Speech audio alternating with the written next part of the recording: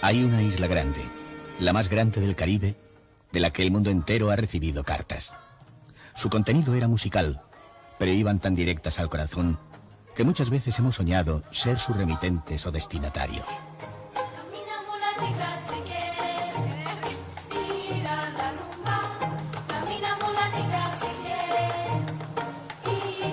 En contacto con los cubanos, el recién llegado pronto se dará cuenta de que aquellas canciones no son simples palabras endulzadas con música, sino que detrás de ellas hay todo un modo de sentir la vida.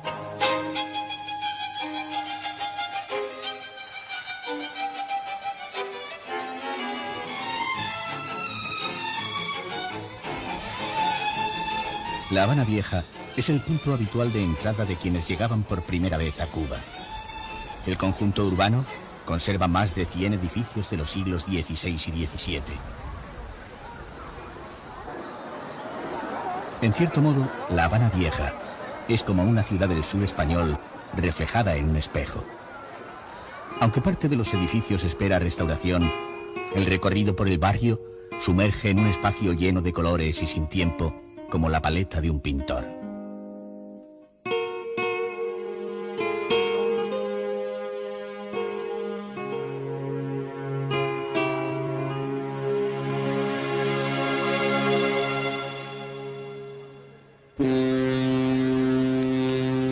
El ambiente que crea esta parte de la ciudad transporta al viajero a la época en que La Habana era punto de concentración de los barcos que venían de España cargados de víveres para repartir en sus asentamientos americanos y volvían con productos por entonces exóticos como el maíz, la patata, el cacao o el tabaco.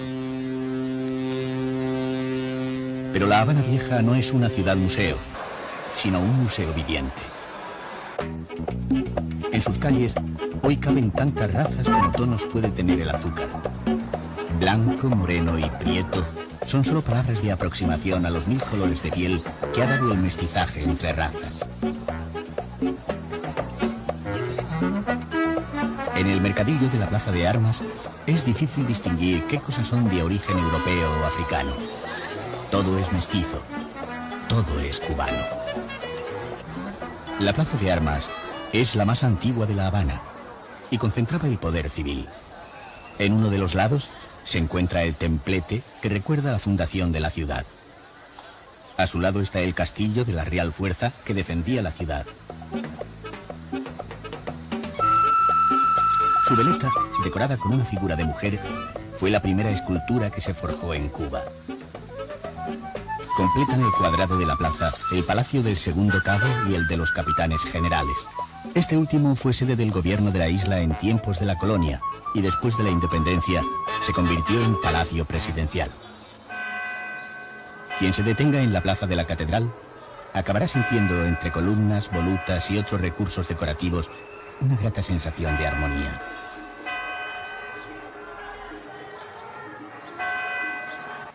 A 2 pasos de la catedral se encuentra la casa en la que el escritor Alejo Carpentier representó la esencia del espíritu habanero dentro de su novela El siglo de las luces. Justo al lado está la bodeguita del medio. La fama de esta modesta bodega se debe a que en ella nació el mojito, un combinado de ron, limón, azúcar y menta conocido en todo el mundo. En realidad, hay 2 Habanas viejas. La Habana restaurada, turística, y la Habana vieja, de verdad vieja. La primera ha traspasado el umbral de la supervivencia y resulta visitable, fotografiable. La segunda ha perdido todas sus capas de pintura. Como una anciana que fue elegante en su juventud, muchos de sus rasgos aún recuerdan la belleza escondida tras el paso de los años. No hay mentira en su rostro, pero tampoco queda orgullo. Si acaso, la belleza de lo que fue y ya no es, que es otra forma de belleza. La fortaleza extrema de quien muestra sin pudor las huellas de los huracanes, las lluvias, las agresiones, la vida misma que lejos de convertirse en antigüedad, falsa eternidad, se deja ir, se desvanece.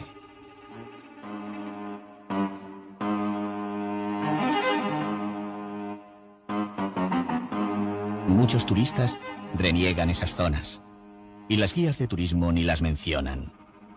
Pero hay un artesano en el mercadillo de Plaza de Armas cuya mercancía es una humilde reproducción en escayola de esta ciudad fragmentada, rota, de esta Habana vieja, sinceramente envejecida.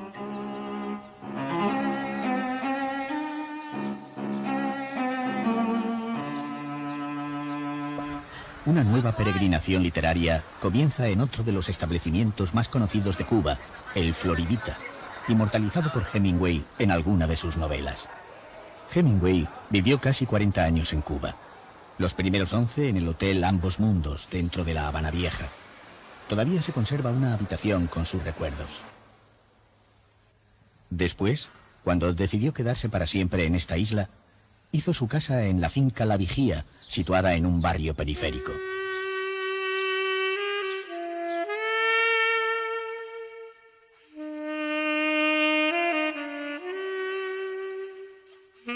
En La Vigía todo permanece como él lo dejó al salir para Estados Unidos, donde acabaría suicidándose. Sus cosas nos ponen en contacto con la parte más humana del escritor, que aunque de apariencia jovial y vitalista, tenía una personalidad inestable. Conocido su carácter depresivo y su final, cabe preguntarse por el destino que reservaba a estas balas. En el jardín pueden verse las tumbas de sus perros y también su yate, en el que pudo madurar su novela El viejo y el mar. Su piscina, aunque vacía, intenta mantener vivo el recuerdo de este cubano de adopción genial y complejo que después de una vida de creación decidió destruirse a sí mismo.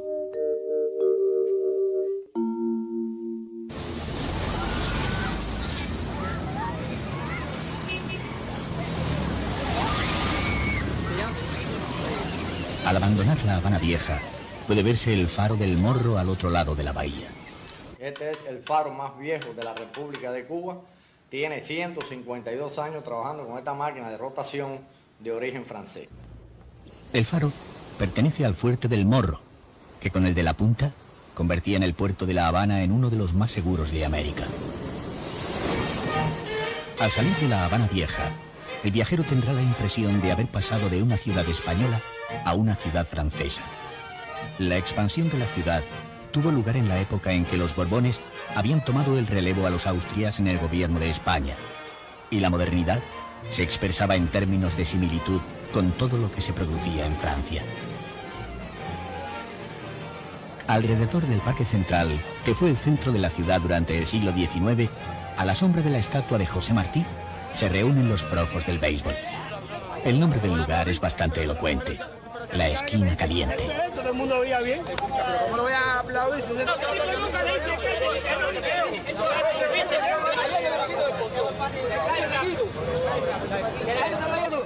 Lo que se peleó fue la copa. Lo único oficial. Cerca del Parque Central está el Capitolio, inspirado en el de Washington, hoy Academia y Museo de Ciencias Naturales. La vida de la ciudad se ha desplazado hacia otras partes. La zona del Vedado está llena de palacetes de principios de siglo que lo han convertido en uno de los barrios más distinguidos de La Habana.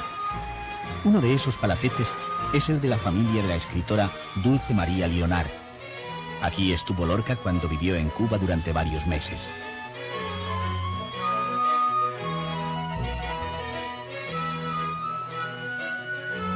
En la zona destaca el mítico Hotel Nacional, alojamiento de famosos actores y músicos en las décadas de los 40 y 50. La Plaza de la Revolución es el centro de la vida política actual.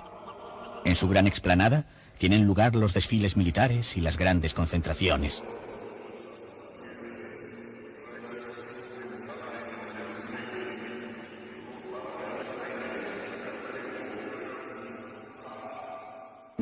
La insuficiencia del transporte público es resuelta con imaginación.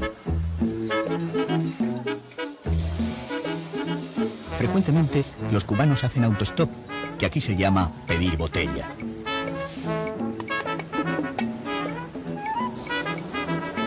El ahorro de gasolina ha impuesto modelos de transporte colectivo que será difícil encontrar en cualquier otro lugar del mundo. El más popular se llama camello. El más particular se llama ciclobús. y su función es trasladar ciclistas de un lado a otro de la bahía, ya que el túnel que la atraviesa prohíbe, por seguridad, el paso de vehículos de 2 ruedas. Otra solución imaginativa la constituyen los bicitaxis, que resuelven por medio de pedales la escasez de carburante. Uno de los aspectos chocantes en Cuba es el alto número de coches antiguos que circulan por las calles. Se debe sin duda a las especiales circunstancias de la economía, pero en todo caso constituyen un delicioso anacronismo.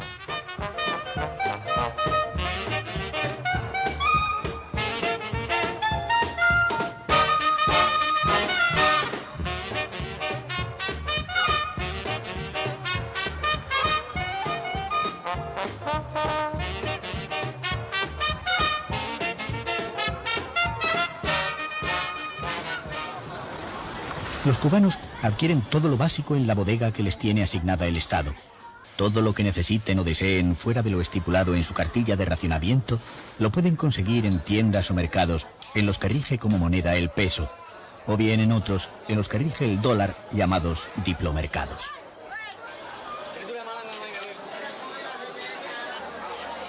La práctica totalidad de lo que adquiera el visitante extranjero tendrá que pagarlo en dólares, incluidas las facturas de los paladares, pequeños y populares restaurantes particulares.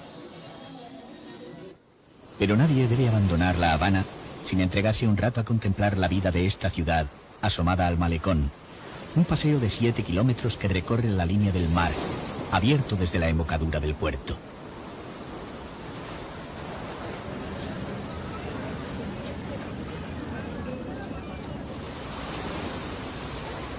En el malecón, la vida de La Habana se manifiesta marinera en una ciudad donde, paradójicamente, el pescado tiene poca presencia. La modalidad de pesca más común es la de sedal, pero también se da la que se realiza mar adentro sobre balsas neumáticas. Están prohibidas al parecer por seguridad de quienes la practican, pero la gente arrostra el riesgo con tal de llevar algo de pescado a su casa.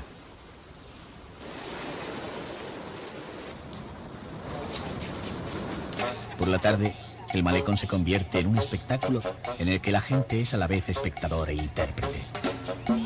Aquí concurren los muchachos que juegan en el mar como delfines, los padres que sacan a sus hijos de paseo, los novios que se susurran arrumacos entre oleadas de tráfico y el rumor del agua, y también quienes necesitan expansionarse hablando con cualquiera, no importa con quién, porque el cubano es comunicabilidad a flor de piel. Cuando el sol se pone definitivamente, el viajero puede disponerse a conocer Cuba, convencido de que ha vislumbrado el verdadero espíritu de La Habana.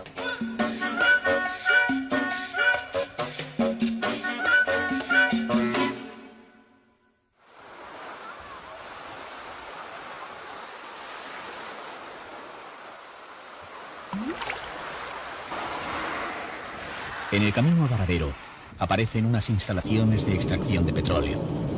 Hace algunos años se llegó a creer que estas perforaciones darían un vuelco a la economía del país y cambiarían el destino de la zona.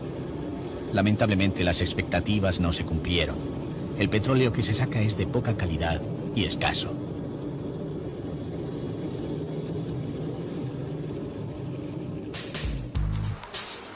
Varadero es una península de 18 kilómetros de largo y apenas 1 kilómetro de ancho. Su propia configuración invita a pensar que se está en un mundo aparte.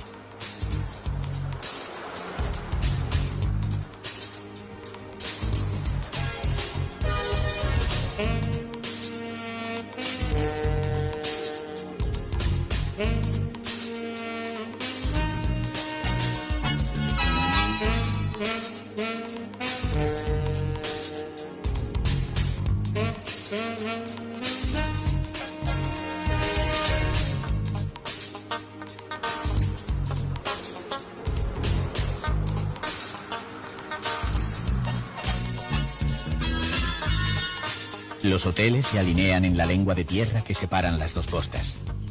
En medio de ellos todavía queda como restaurante la casa del señor Dupont, que empezó a dar a conocer Varadero, y la casa del gángster Al Capone, que también se ha convertido en restaurante.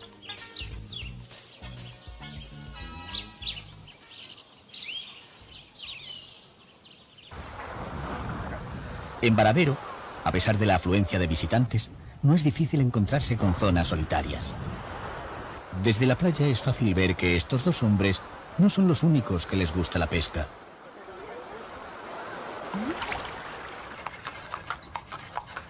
A la hora de comer, además de los hoteles, el Parque Retiro Josone reúne un buen número de restaurantes. La sensación de paz es tanta que hasta los cormoranes, cuervos marinos, se sienten obligados a respetar la tregua. Sentados a la mesa, es recomendable pedir congrí, un combinado de arroz y frijoles que hace de base a cualquier plato de cocina criolla. Desde Varadero existe la posibilidad de realizar excursiones y en cualquier bar de carretera disfrutar con la música popular.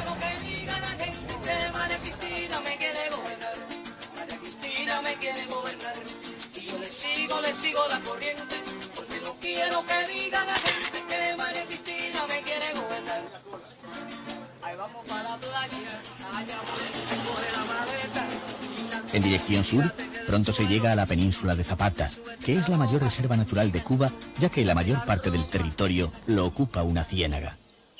En el sitio llamado La Boca, se visita una granja poco común.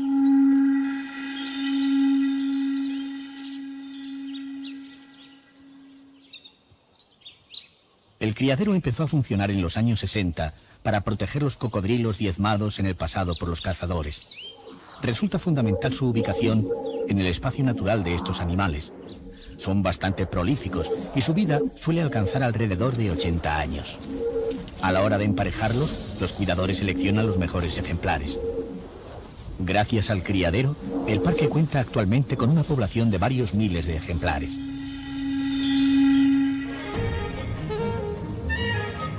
Junto al criadero, salen lanchas hacia la Laguna del Tesoro. Es fácil sentir que se está de nuevo ante la naturaleza salvaje e indomable.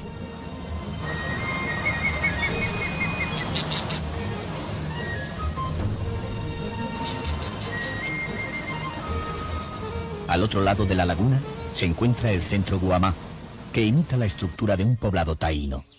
Los taínos fueron un pueblo precolombino que habitó la parte oriental de la isla. Un hotel compuesto por bungalows asentados en islotes da cobijo a los turistas amantes de la naturaleza. La quietud y el silencio del lugar emanan una magia atrayente que invita a quedarse.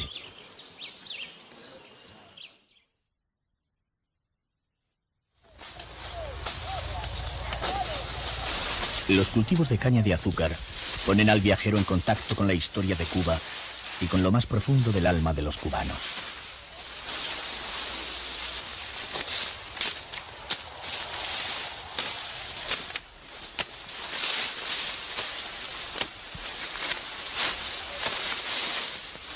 La falta de combustible en los últimos años ha reducido el área de cultivo y ha devuelto la dureza de otro tiempo a la recolección. Después de contemplar las labores del azafra, es difícil olvidar que hasta convertirse en azúcar, la caña tiene su trago amargo.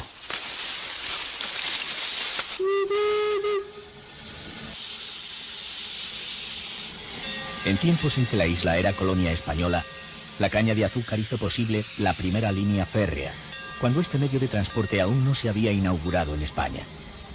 Algunas de sus primeras locomotoras, que datan de mediados del siglo XIX, llevan funcionando ininterrumpidamente 150 años, dejando en los ojos que contemplan su paso una estampa intemporal en la que se funden el presente y el pasado.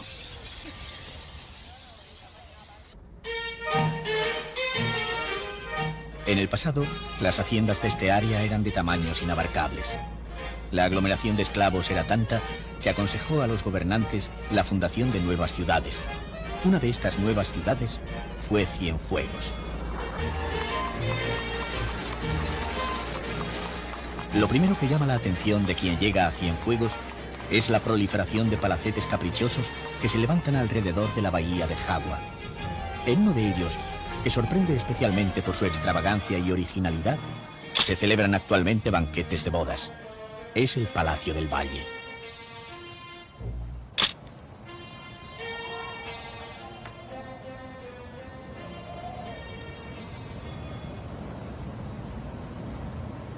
El Palacio del Valle fue mandado construir por un español, Recuerda a los que levantaban los indianos en el norte de España después de hacer las Américas.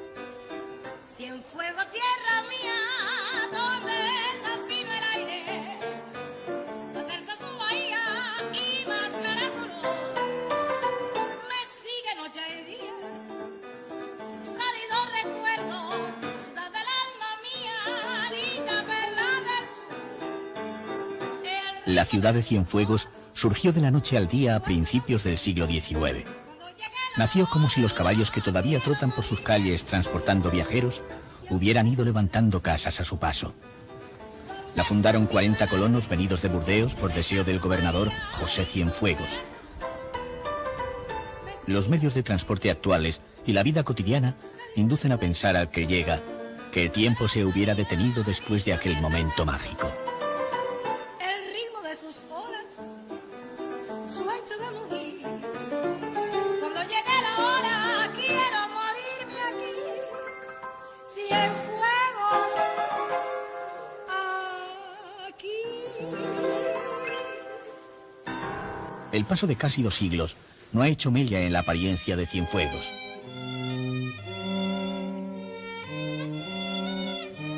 Los edificios que circundan el Parque José Martí se presentan tan limpios y brillantes que parece que aún no hubieran sufrido la acción del sol ni la lluvia, como si estuvieran recién acabados de pintar. El conjunto que rodea la estatua de Martí está considerado monumento nacional. Cienfuegos vivió su época de esplendor en los comienzos de este siglo. Al atardecer es hora de pasear por el malecón o Punta Gorda, donde la contemplación del horizonte produce una sensación de nostalgia imprecisa. Mirando la puesta de sol, es fácil llegar a la conclusión de que muchas cosas en Cuba son como Cienfuegos. Surgen de repente, como los boleros, intentando fijar en el tiempo un momento fugaz e intenso.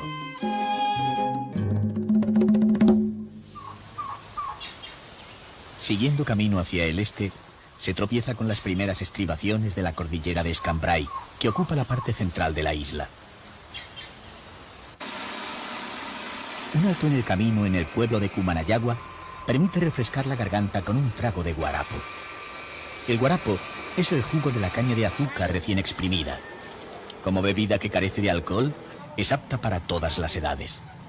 En toda Cuba es muy popular.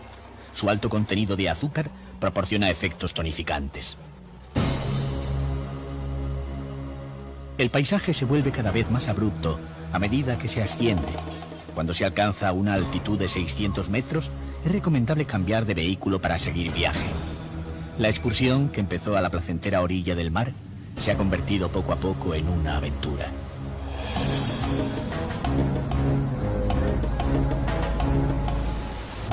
La Cuba que se descubre parece inexplorada. En el sitio del nicho, el silencio solo lo rompe el rumor continuo del agua.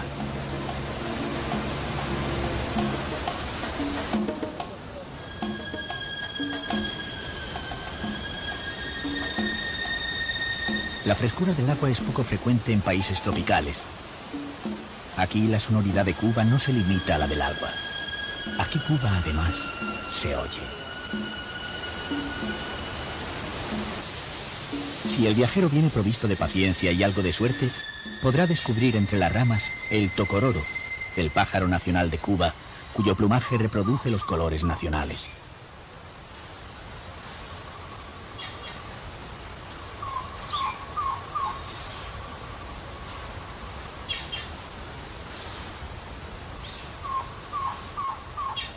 Por primavera, un ejército de cangrejos desciende la cordillera de Escambray en busca del mar para anidar.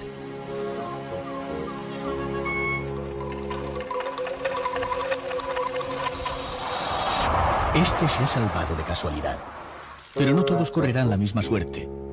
Una toxina hace que no sean aptos para el consumo humano, pero alimentan sobradamente a las auras tiñosas.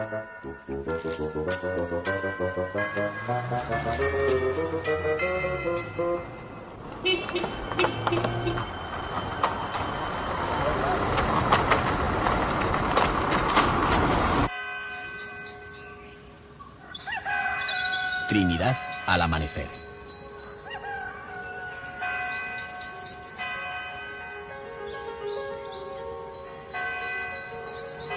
Lo primero que sorprende al llegar a Trinidad es su conjunto colonial inalterado que parece surgir de repente de un pasado remoto. El viajero puede creer haber entrado en un mundo en el que todavía pululan nombres y hechos que ya pertenecen a la historia. Trinidad se desarrolló rápidamente gracias a la explotación del oro en el siglo XVI. El empedrado de sus calles procede de España. Formaba parte de la carga que traían los galeones que volvían cargados de oro. Después, cuando se acabó el oro, mantuvo su prosperidad con la implantación de grandes haciendas dedicadas al cultivo del azúcar con mano de obra esclava. Los grandes ventanales abiertos a la calle sugieren el deporte que más cubanos comparten actualmente: disfrutar de la luz, el clima y contemplar el mundo desde la ventana.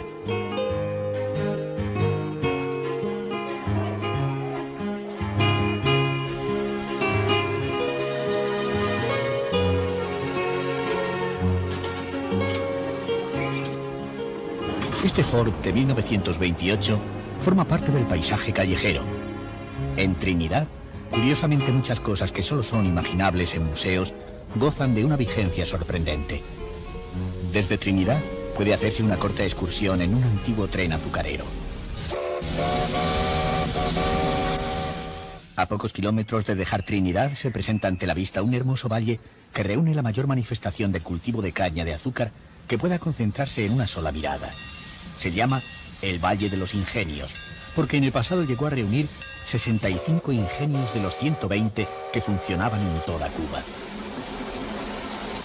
El viaje nos sumerge en el tiempo de la colonia.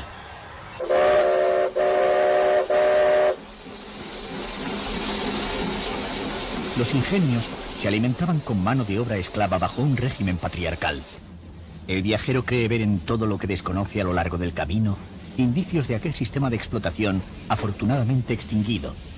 Por ejemplo, creerá ver jaulas para esclavos en lo que realmente son centros de acopio de caña cortada todavía en uso. En el viaje se visita la hacienda Iznaga. La casa principal era el centro de un poder cuyo símbolo era la torre. Desde ella se hacía sonar la campana para dar las órdenes y se vigilaba a los trabajadores.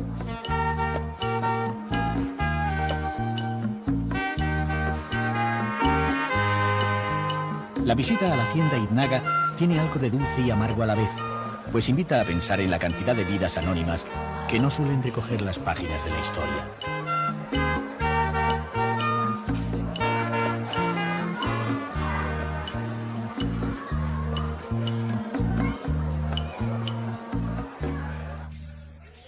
Quien vuelva a Trinidad después de visitar el Valle de los Ingenios se encontrará con una población que ha dejado de estar mediatizada por la presencia de los visitantes y ocupa las calles, ya sea paseando, hablando o jugando.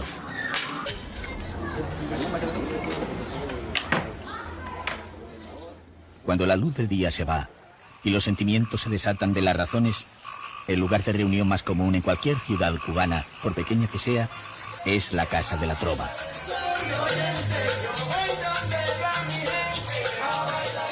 Estos centros culturales son tribunales populares de la música cubana y punto de cita imprescindible para sus degustadores. Puede haber auditorios más reputados en el mundo del espectáculo, pero no más entendidos en el arte de hacer música. Aquí, además, la música no solo se entiende, sino que también se vive.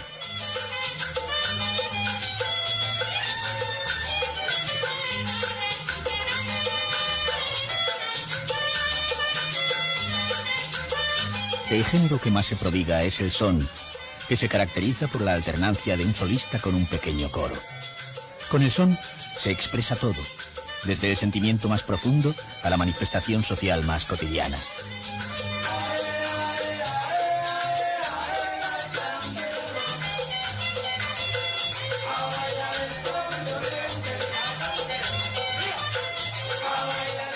Escuchando música en una casa de la trova, se llega al convencimiento de que en Cuba no hay sentimiento que no se haya expresado con música.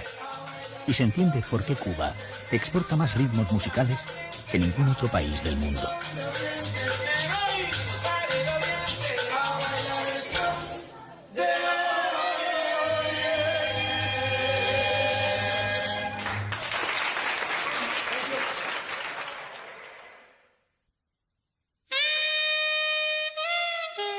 Una de las cosas por las que Cuba es conocida en todo el mundo es por sus tabacos.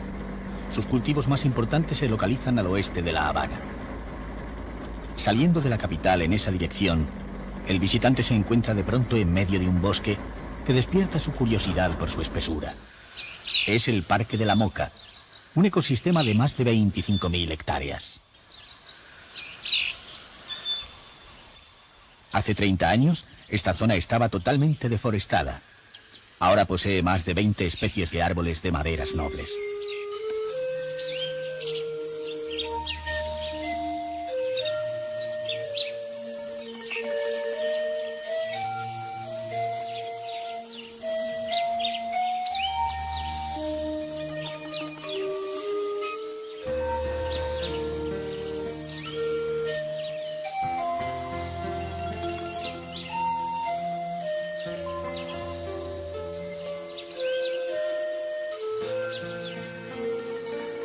Una laguna artificial, creada por embalse de las aguas del río San Juan, permite realizar paseos en barco, aunque lo que prima en estos parajes es andar.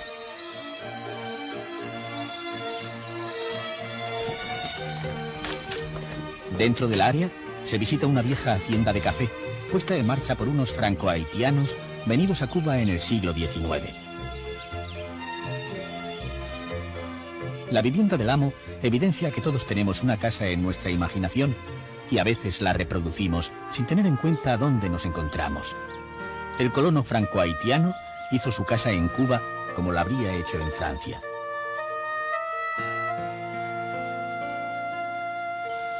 El pueblo de Las Terrazas, una comunidad campesina de apenas 1000 habitantes, ha quedado comprendido dentro del área protegida. A los ojos del visitante, nada ha cambiado la declaración de reserva de la biosfera. La gente sigue viviendo igual, incluso sus viviendas mantienen el modelo tradicional. Techos de palma cana y en el interior tabiques sin cerrar arriba y puertas enfrentadas para facilitar la ventilación. Todo como si la declaración de reserva comprendiera la congelación de un modelo de vida.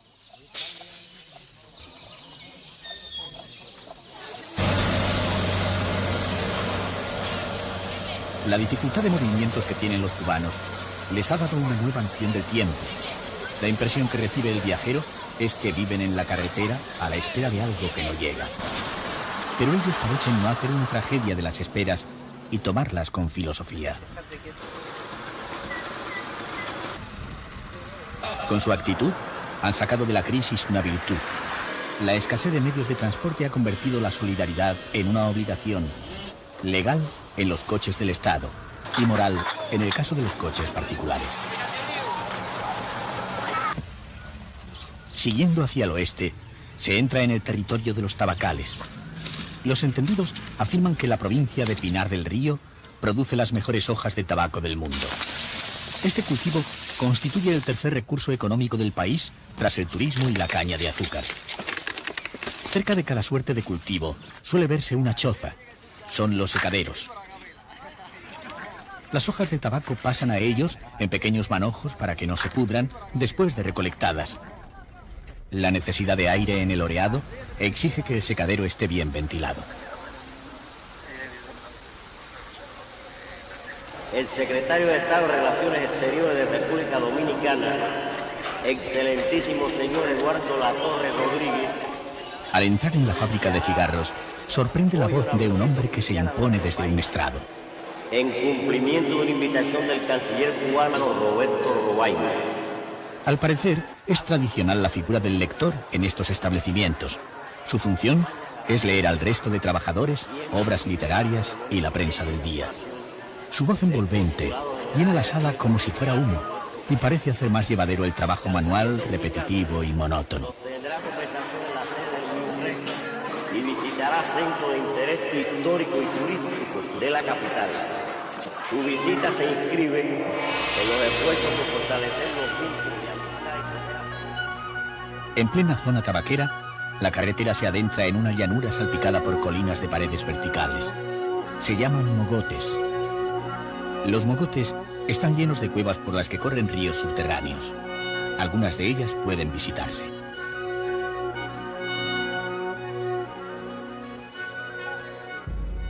En algunas se escondían los cimarrones, que eran esclavos que escapaban de la tiranía de sus amos.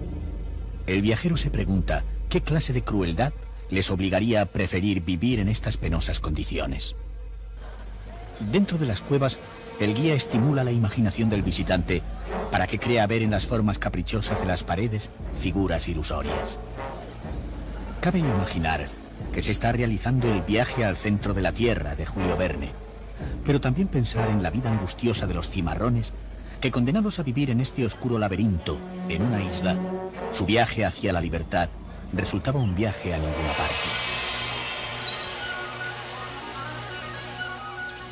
A la salida de la cueva, como para ayudarnos a salir del espanto, un artesano nos regala un colibrí hecho con hojas de palma, delicadeza de los cubanos.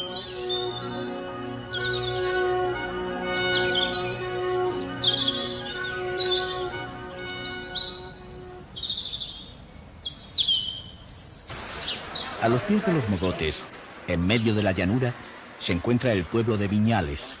La ciudad, fundada en el siglo pasado, produce una agradable sensación de sosiego. En una de sus calles hay una academia insólita. Enseña a jugar al ajedrez. La afición a este juego tuvo su punto álgido en los años en que Cuba mantuvo una estrecha relación con la antigua Unión Soviética.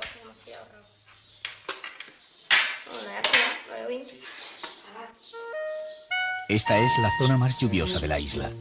Por eso está llena de porches. Pero llama la atención que bajo sus tejados siempre hay mecedoras. La mecedora es un arte de quietud y balanceo, relax y movimiento. La mecedora parece hecha para regresar a la infancia. Es lo más parecido en el mundo de los adultos a la cuna, el regreso a la madre. El ritmo del balancín no es otro modo de hacer música. Raramente las mecedoras se ven solas. Generalmente se dan de dos en dos. Sueño compartido, diálogo al final de la tarde. Toda una ciudad llena de mecedoras, ¿no es el más grandioso homenaje al ensueño?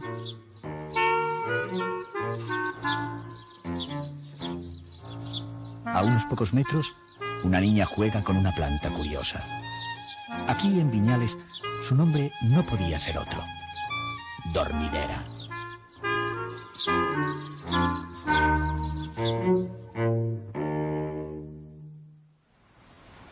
Una carretera levantada sobre el mar en la costa norte une desde hace poco la isla de Cuba con Cayo Coco.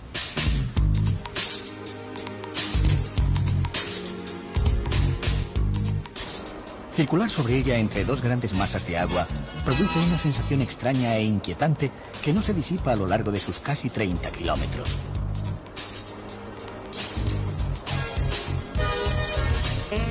Los cayos son islas rasas y arenosas. Muchos han permanecido vírgenes hasta fechas muy recientes.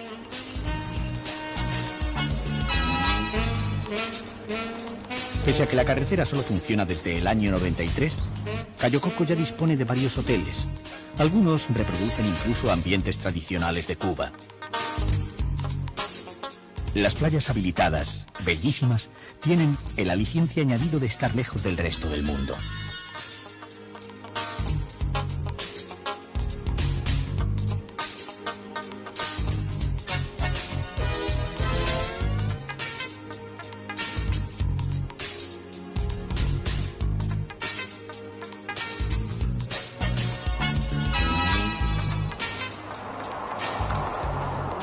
Cayo Coco incita al visitante a adoptar el papel de espectador más que el de actor. Lo mejor que ofrece este cayo es la observación del mundo que encierran los parajes en los que todavía no hay caminos. Más del 70% de la superficie de estos cayos está cubierta de bosque. El árbol más abundante es el mangle, que puede tomar el agua salada de estas tierras bajas, donde a menudo aflora el agua del mar.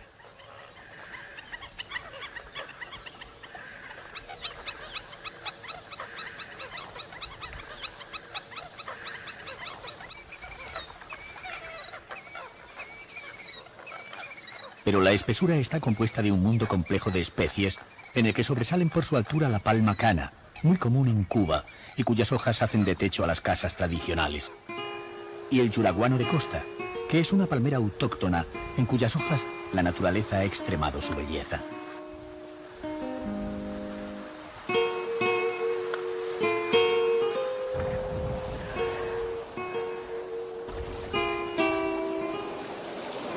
La altura media sobre el nivel del mar es de 1 metro.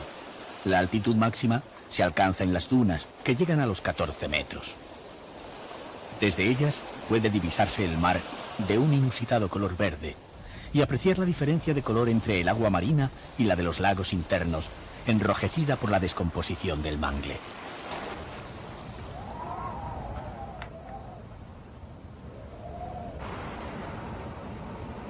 Si el viajero decide madrugar, y más si contrata los servicios de un guía, podrá disfrutar de un encuentro con la naturaleza sin precedentes.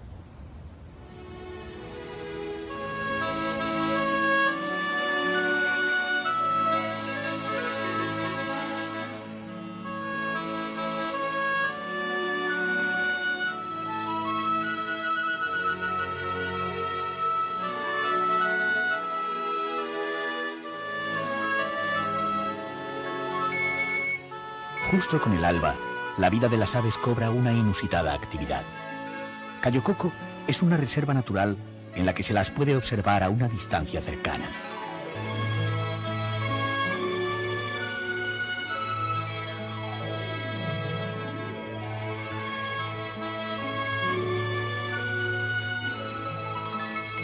En comunidad conviven cormoranes, alcatraces, varios tipos de garzas, gallaretas de pico blanco y patos salvajes, entre cientos de especies en los que destacan los pájaros coco, que dan nombre a este cayo. Pero sobre todo llaman la atención los pelícanos, cuyo vuelo raso simula el deslizamiento de patinadores sobre hielo.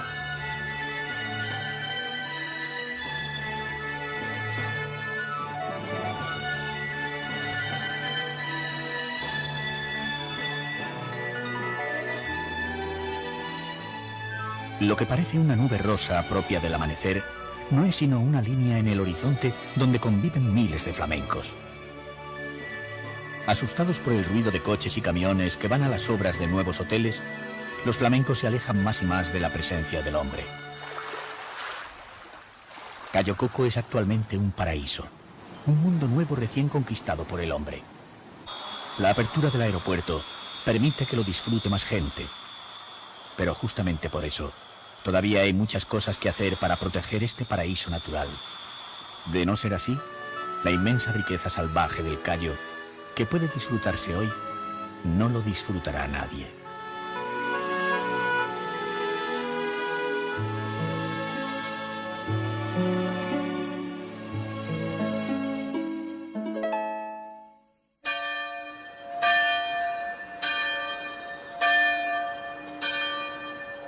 Santiago es el contrapeso geográfico de La Habana. Está situada en el sureste de la isla, donde según los cubanos está lo más caribeño de Cuba. La palabra caribeño comprende muchas cosas, pero desde luego 3 conceptos: ingenio, ruido y calor.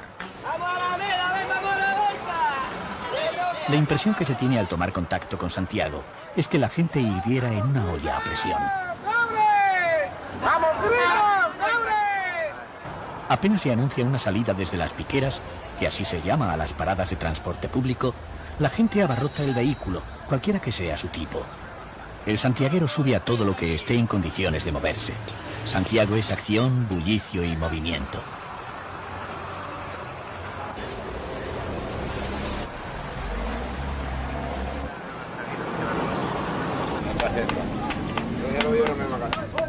Apenas se mire con atención, puede verse que la vida de Santiago sale adelante a base de arranques de ingenio. Esta camioneta logra sobrevivir gracias a la superación de las barreras ideológicas. Parte de su cabina es Chevrolet y otra parte es STIHL soviética. Un canalón que no puede contener el agua hace florecer ajos y plantas medicinales usado como jardinera. La carretilla de un maletero puede tener tantos orígenes como componentes.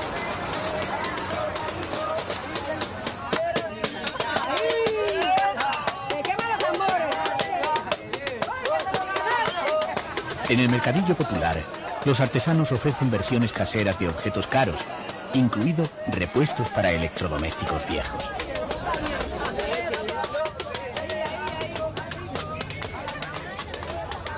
Una lata de conserva puede servir como lámpara de petróleo y un bote de penicilina puede contener esmalte para las uñas.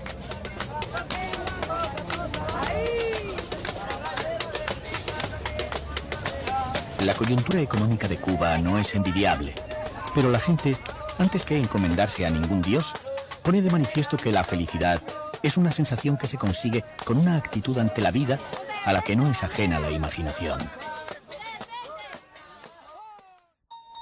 Al visitante no le será difícil sorprender en la calle una celebración.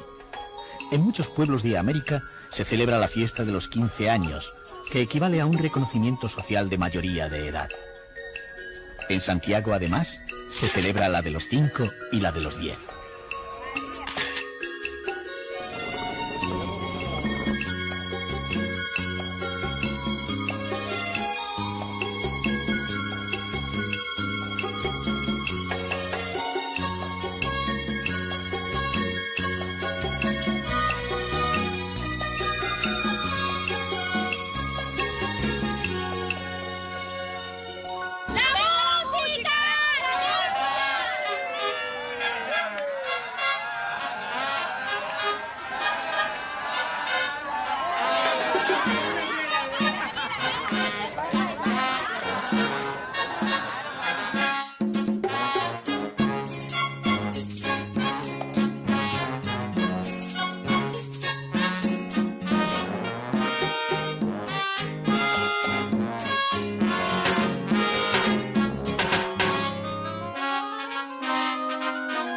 El entusiasmo que ponen las madres hace creer que fuera más importante para ellas que para los niños.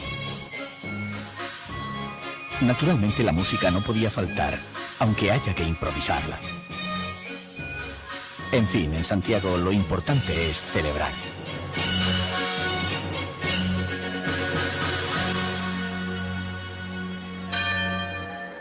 La catedral. La vida de Santiago gravita sobre el Parque Céspedes, centro antiguo que reunía todos los poderes. Una casa que llama especialmente la atención por su sobriedad pasa por ser la casa más antigua de la isla. Su construcción tuvo lugar en los primeros tiempos de la colonia y representó el poder absoluto, ya que en ella vivió Diego Velázquez, que fue el hombre más poderoso de Cuba. Por aquel entonces, Santiago era la capital de la isla y esta ciudad era el reflejo de la hispanidad. Es posible también visitar el Museo Bacardí, con su colección de pintura, o conocer la mastodóntica Plaza de la Revolución.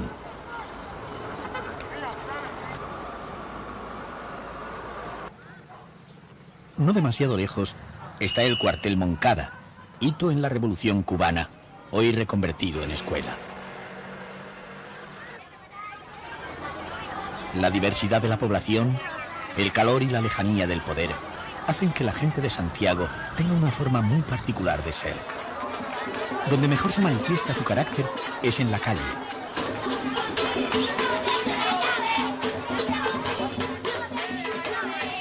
Con la espontaneidad de su gente, convierten su vida en fiesta a cualquier hora del día.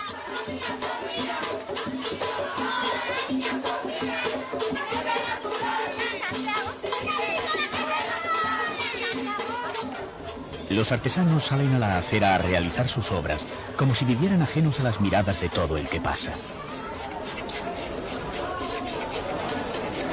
Yo trabajo a mi gusto, porque no trato de metalizar, ¿me entienden?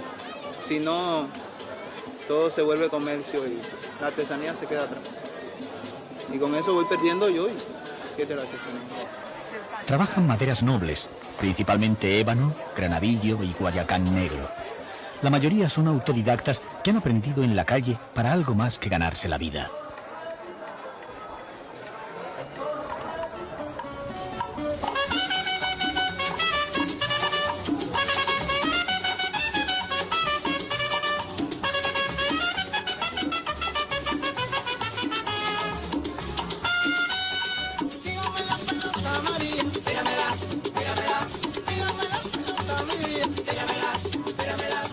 El cubano Fernando Ortiz dijo que la música popular es la voz del pueblo y el alma común de las generaciones. En Santiago la música parece tener tanto tiempo y tanta vida como eternidad plena dicen que tiene la gloria. Quizás la embriaguez de vida, expresada en ritmo, hizo afirmar a Lorca en un verso: volveré a Santiago.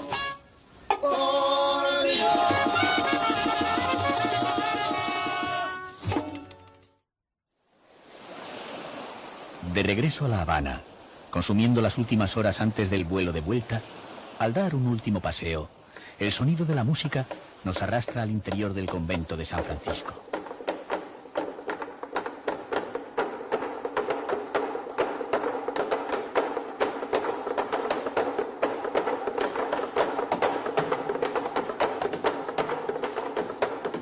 El grupo Camerata Romeu ensaya la música de López Gavilán, un autor cubano contemporáneo.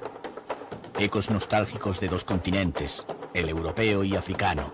Gentes que un día llegaron a la isla y nunca más regresaron.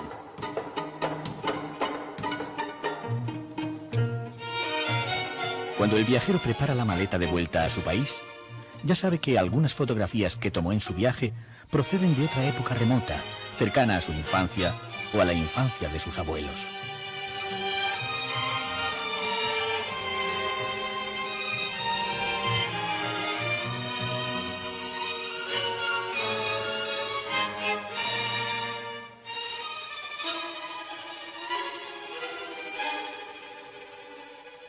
Pero además de nostalgia, Cuba es también alegría y color.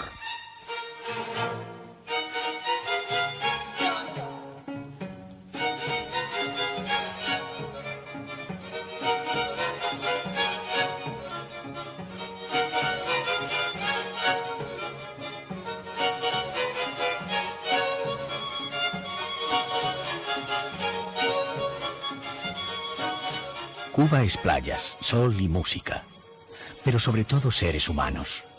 Gente con una extraordinaria vitalidad.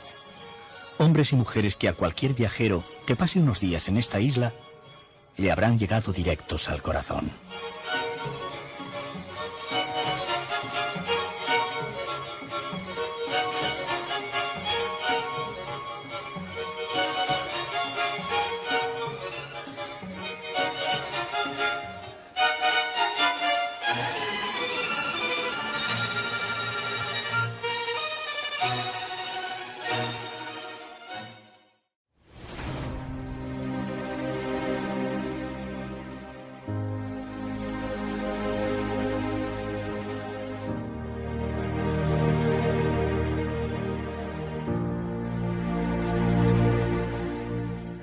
Los Borbones habían tomado el relevo a los Austrias en el gobierno de España, y la modernidad se expresaba en términos de similitud con todo lo que se producía en Francia. Alrededor del Parque Central, que fue el centro de la ciudad durante el siglo XIX, a la sombra de la estatua de José Martí, se reúnen los profos del béisbol. El nombre del lugar es bastante elocuente: la esquina caliente. Todo el mundo veía bien. Pero ¿cómo lo voy a aplaudir?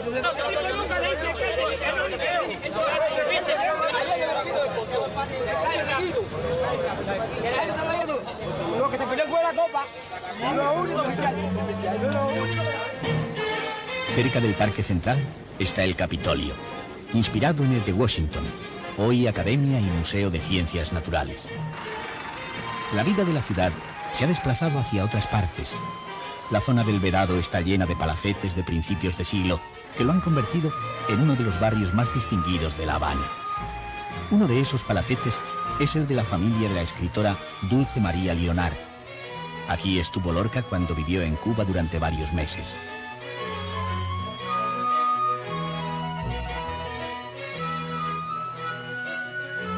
En la zona destaca el mítico Hotel Nacional, alojamiento de famosos actores y músicos en las décadas de los 40 y 50. La Plaza de la Revolución es el centro de la vida política actual. En su gran explanada tienen lugar los desfiles militares y las grandes concentraciones.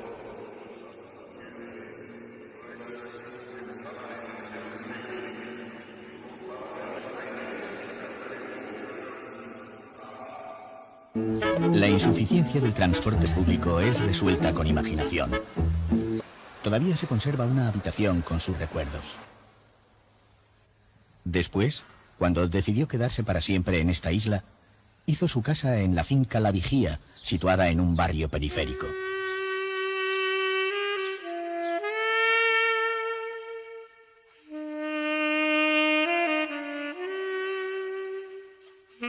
En La Vigía todo permanece como él lo dejó al salir para Estados Unidos, donde acabaría suicidándose. Sus cosas nos ponen en contacto con la parte más humana del escritor, que aunque de apariencia jovial y vitalista, tenía una personalidad inestable. Conocido su carácter depresivo y su final, cabe preguntarse por el destino que reservaba a estas balas. En el jardín pueden verse las tumbas de sus perros y también su yate, en el que pudo madurar su novela El viejo y el mar.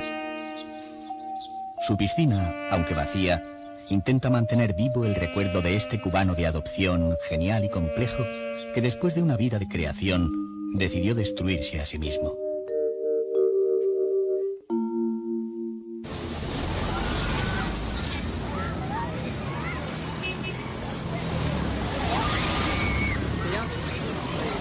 Al abandonar La Habana Vieja, puede verse el faro del Morro al otro lado de la bahía. Este es el faro más viejo de la República de Cuba. Tiene 152 años trabajando con esta máquina de rotación de origen francés. El faro pertenece al fuerte del Morro, que con el de la Punta convertían el puerto de La Habana en uno de los más seguros de América. Al salir de La Habana Vieja, el viajero tendrá la impresión de haber pasado de una ciudad española a una ciudad francesa. La expansión de la ciudad tuvo lugar en la época inca, el cacao o el tabaco. Pero La Habana Vieja no es una ciudad museo, sino un museo viviente. En sus calles hoy caben tantas razas como tonos puede tener el azúcar. Blanco, moreno y prieto son solo palabras de aproximación a los 1000 colores de piel que ha dado el mestizaje entre razas. En el mercadillo de la Plaza de Armas es difícil distinguir qué cosas son de origen europeo o africano. Todo es mestizo, todo es cubano. La Plaza de Armas es la más antigua de La Habana y concentraba el poder civil. En uno de los lados se encuentra el templete que recuerda la fundación de la ciudad. A su lado está el castillo de la Real Fuerza que defendía la ciudad. Su veleta, decorada con una figura de mujer, fue la primera escultura que se forjó en Cuba. Completan el cuadrado de la plaza el Palacio del Segundo Cabo y el de los Capitanes Generales. Este último fue sede del gobierno de la isla en tiempos de la colonia y después de la independencia se convirtió en palacio presidencial. Quien se detenga en la plaza de la Catedral acabará sintiendo entre columnas, volutas y otros recursos decorativos una grata sensación de armonía.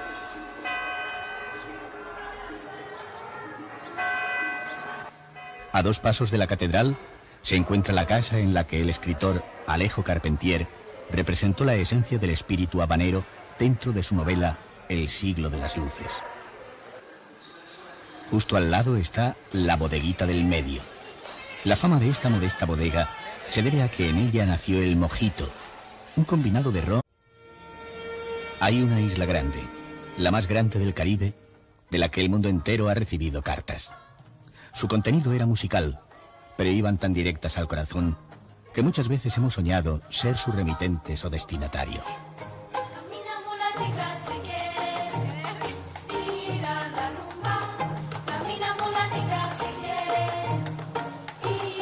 En contacto con los cubanos, el recién llegado pronto se dará cuenta de que aquellas canciones no son simples palabras endulzadas con música, sino que detrás de ellas hay todo un modo de sentir la vida.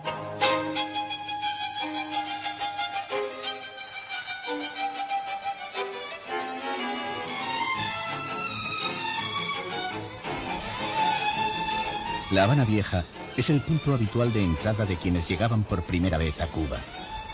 El conjunto urbano conserva más de 100 edificios de los siglos XVI y XVII. En cierto modo, La Habana Vieja es como una ciudad del sur español reflejada en un espejo. Aunque parte de los edificios espera restauración, El recorrido por el barrio sumerge en un espacio lleno de colores y sin tiempo, como la paleta de un pintor.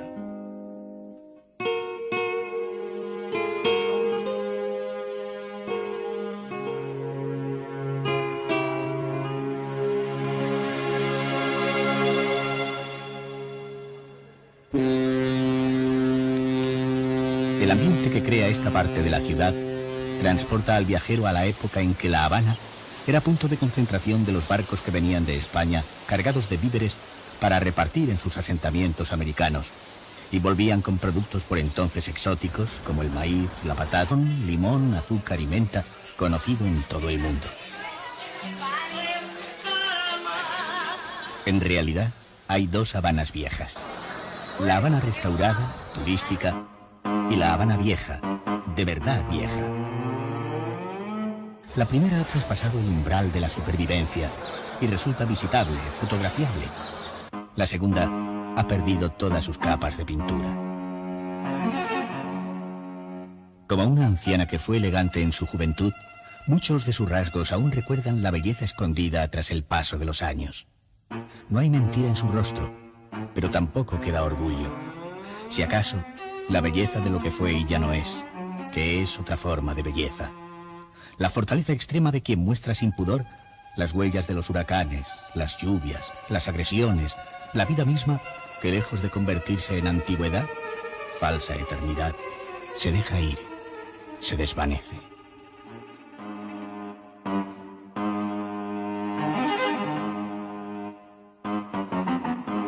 Muchos turistas reniegan esas zonas y las guías de turismo ni las mencionan.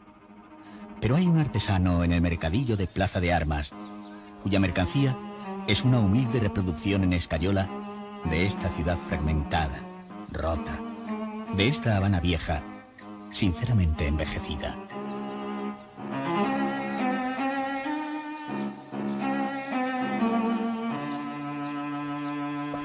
Una nueva peregrinación literaria comienza en otro de los establecimientos más conocidos de Cuba, el Floridita, inmortalizado por Hemingway en alguna de sus novelas. Hemingway vivió casi 40 años en Cuba. Los primeros 11 en el Hotel Ambos Mundos, dentro de la Habana Vieja.